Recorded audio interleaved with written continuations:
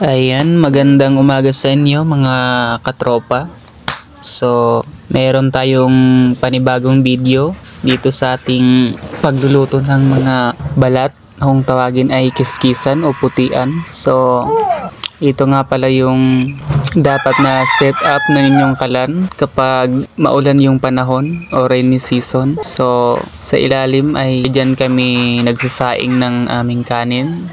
At saka dito naman sa ibabaw, dito namin nilalagay yung mga balat na kailangang patuyuin. So, hindi muna tayo gamit ng sikat ng araw para magpatuyo ng balat. Kaya ganito yung magandang setup para patuyuin yung mga balat.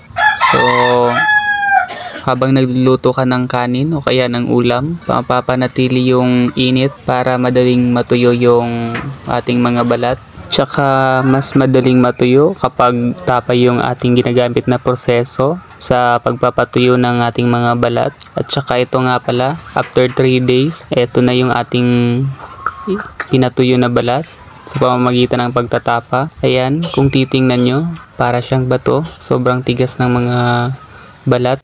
So ito, ready to stock ng mga ito. Kailangan natin i-cool down. At kapag hindi na mainit ay pwede na nating i-imbak sa ating imbakan. At bibisitahin lang natin siya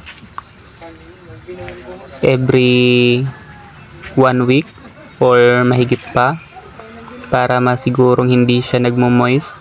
So kami, plastic na palanggana yung pinag-iimbakan namin ito. Gawa ng hindi siya nagmo-moist dahil plastic. At inilalagay namin ito malapit sa may bubong para tuwing mainit yung panahon ay mas natutuyo yung mga balat.